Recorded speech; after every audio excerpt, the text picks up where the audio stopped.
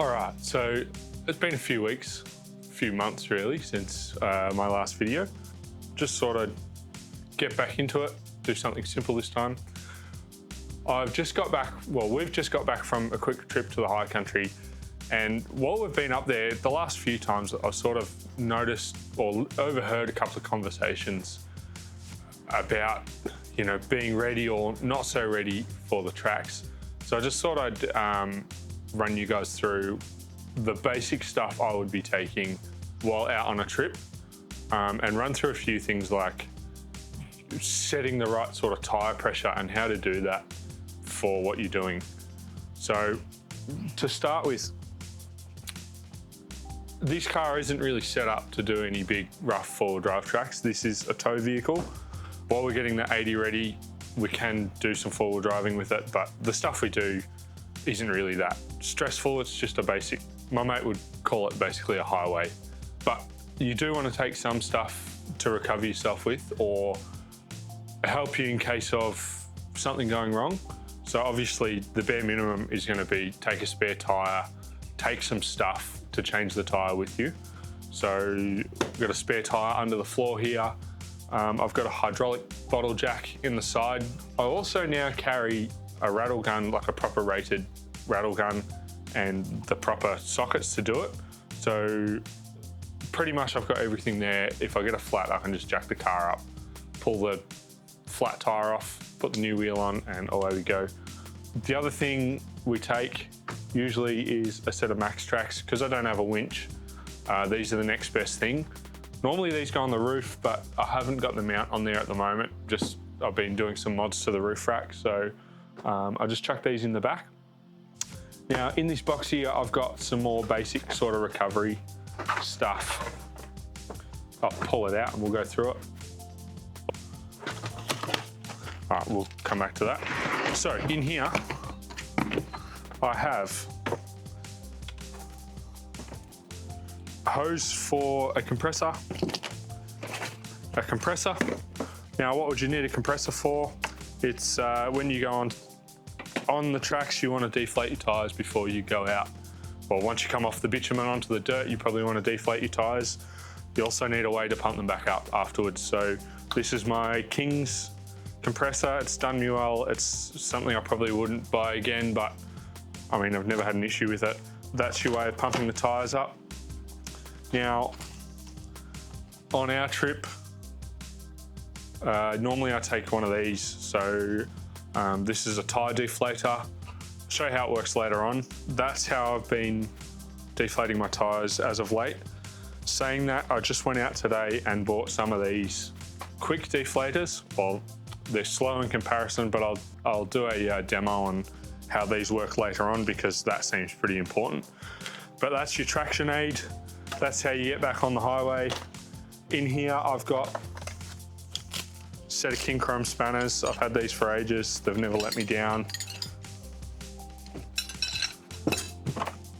Set of impact sockets, impact gun, and then in this one,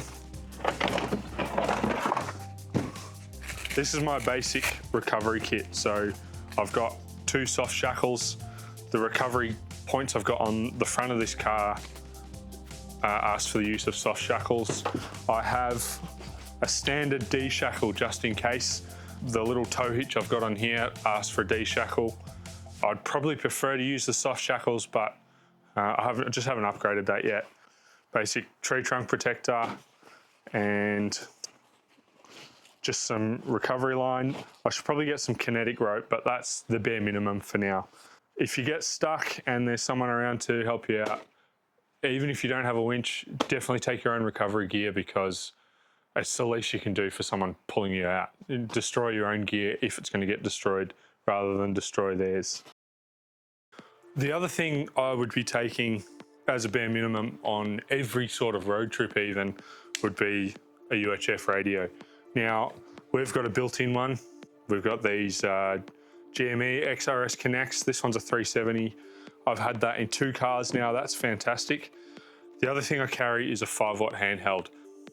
I wouldn't bother with anything smaller than that. Those 1 and 2 watt handhelds, they're pretty much only to talk from here to there away, basically. So at the very minimum, you want to have one of these. If you run into any trouble, you can jump on the radio, find the right station for emergencies. In fact, I'll put it below which station there is. Might even do a link to Ronnie Dahl's video on radio etiquette and what each channel does. But yeah, this is a very bare minimum tool, I would say. Something like this was a few $100s. It's cheap insurance. You know, you're somewhere without phone coverage, jump on the radio and just ask for help. Someone will come along eventually, especially somewhere like the high country. But anyway, we generally use this more to talk to each other. So I have the built-in one always connected in the car. And then if my wife jumps out or I jump out, one of us has got the built-in one of us has got the handheld. It makes spotting a lot easier and stuff like that as well. So that's another bare minimum. Anyway, I might just run through how these tyre deflators work, just because it seems like either people are lazy or just don't know how they work. Maybe they're scared by them. But deflating your tyres for 4-wheel driving is essential, not only for traction, but for less distraction on the tracks as well. But anyway, I'll move my setups, we'll pull an inflated tyre out and I'll show you how they work. All right, so I've got 2 different styles of tyre deflators here. This particular one, basically you got a gauge and then the actual deflator itself. So this one winds onto your Schrader valve, onto here. You wind it on, and then this shaft here goes in and actually pulls the core out of the valve there. So you wind that on, you push this in as far as it'll go and start winding out. Wind out until it feels like there's no pressure, pull it all the way out, and then you can pull this, and it just allows for a bigger opening for the tyre to deflate. So these are relatively quick and easy to use. I find you can have a tyre done within a minute or 2, if that. Now these auto deflators, these are a little bit different, a little bit smaller. I just thought I'd try something different. So I think I read on their website that these deflate a 35-inch tyre down from 40 PSI down to, say, 15, 16 in about 5 minutes. Now, these work a little bit different. So you set your range. Let's go to 20 PSI. You lock that off. That's going to give you roughly 20 PSI. So I thread that on. Pull it out, and that's it. And the idea is you put all 4 of those on, you pull them all out, you let it, you know, you walk away from it basically, and it's designed for this to pop back in at 20 PSI and stop any more air coming out. So it's designed so that you put them all on and stop and have a break, you know, make a snack, make your lunch or whatever. Whereas this sort of tyre deflator is a bit more hands-on. I'll show you. So I'll just pull that one off for now. So yeah, as I said, you thread that on nice and firm. This is your deflating section. So all the way out is deflating, all the way in is, it's blocking the hole so no air can come out. So you push it all the way in, and then this guy you push in until it sort of seats all the way down, and then you can unthread that. So basically by doing that, you're pulling the core out of the valve. So once that comes out, then you can pull this, and it should relatively quickly deflate. The only problem with that is you've got to be watching the gauge to see how much air pressure is coming out, and it will only give you a reading once you've closed it. So you can't just pull it out and watch it. You've got to constantly be pulling it out and closing it. So I've sort of got a bit of a system. I can sort of mentally time how long it takes to roughly get where I need, and then I fine tune it. So this one's probably a little bit more hands-on, but I'll be retiring it for now and testing out those auto deflators. We'll see how they go. So now that we've covered the how-to part, I guess I better cover the why part. So why would you want to take air out of these tyres? First thing is you're going to soften, think of it as a big spring basically, like a big airbag. So as you have less pressure in there, that spring's going to get softer. And you'll see that down the bottom here in where your contact patch is. As the tyre deflates, that contact patch on the ground will lengthen as more of the tyre stays flat on the ground while you're rolling along. So it allows more traction, because basically you've got a bigger patch on the ground to transfer the force from the tyre propelling the car forward. The other thing is, because you've got more contact patch on the ground, you've got more grip, you're going to be spinning the wheels less. So it's a lot easier on the car, it's a lot easier on the track. You're going to be ripping less of the track up. Well, you know, especially on the tricky sections where you are going to get wheel spin. The less air you have in the tyre, the more grip you have, meaning less wheel spin and less track destruction. The other thing is you sort of want to avoid, so when you let too much air out, what you'll find is that the bead, so where the tyre meets the rim, and it sort of locks on there. Right now these are quite hard, so that bead's not going to break or let air out. The less air you have, the less pressure is holding that bead together, and the more chance you've got of rolling the tyre off the rim or burping, which allows air to escape. And obviously the more burping there is, the less and less air there's going to be holding your tyre on. So you sort of want to balance maximum traction and keeping the tyre on the rim. Now, these are just standard steel wheels. The 200 series has just standard alloy wheels.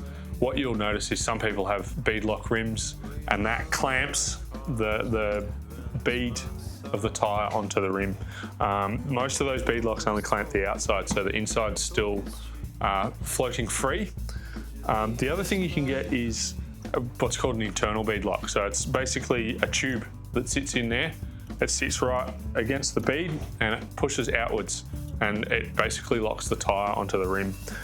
Once we get this car set up, that's what we're going to do. These are going to be run, once we get mud tyres on, it's all going to be run with internal beadlocks, so you can drop that tyre pressure basically down to zero.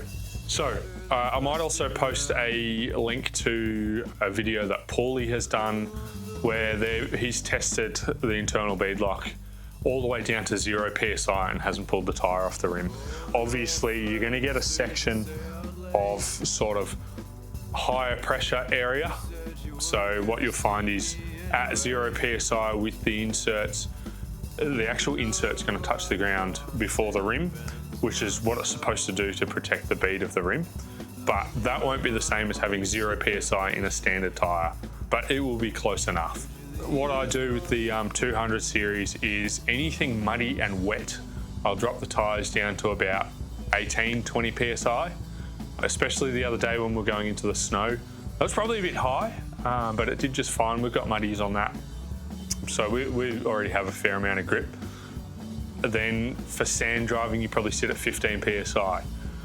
That's going to vary dependent on the car. So this 80 series is probably at least half a ton or so lighter than the 200 series. So you can run less tyre pressure on this. Well, you will need to run less tyre pressure on this to get the same amount of grip as that. But because the car is lighter, you've got less chance of rolling the bead off of the tyre off the rim. Start with that sort of rough guideline, 20 psi for mud and rock and stuff, and 15 for sand. It's something you got to play around with, just like mountain biking and fork pressures and rebounds and all that sort of stuff. Tyre pressures is something that you got to play with these, and it is an essential part of four-wheel driving. If you go up and do high country tracks with your tyres at highway pressures, you're going to destroy the joint. You're going to leave big bog holes.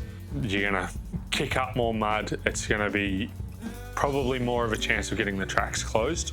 If everyone just sort of treats the tracks a bit nicer, it probably allows more people to get out there and explore Australia. Hopefully that's helpful enough. Hopefully it makes it less daunting letting the air out of the tyres to allow you to go forward driving. Obviously after that, once you've done your forward driving, you're aiming to get back on the bitumen. If you've got 15 or 20 psi in these tyres and you start going down the highway at 100k an hour, you're probably going to start causing drama. So these are designed to run a fair amount of pressure at highway speeds. So at that lower pressure, you'll find that these sidewalls will move more, so they're compressing and expanding, and they'll heat up. And heat is no good for tyres, it makes them explode. If you do not have a compressor with you, which I highly recommend you take one, usually I will get to the bottom of the track. Before I get onto the bitumen, I will pump all the tyres back up to 40 something psi. Roughly will be fine until you find a servo. Or what we did yesterday was we cruised along on the bitumen for about 2 or 3 kilometres until we found a nice picnic area, and we had lunch at the same time. But while I was driving at off-road pressures, I didn't go past 60k an hour, just to keep the tyres happy. If you don't have a compressor, you can't afford one, take note where the nearest servo is and drive appropriately to the nearest servo to pump them up. Where we were yesterday, it was like 50 or 60 k's away from the nearest servo, so probably not really a viable option. So I would highly recommend that you take a compressor of some sort with you when you go forward driving. Anyway, thanks for watching. Hopefully that's not such a long video. I'm aiming for about 5 or 10 minutes. So yeah, we'll see you again soon.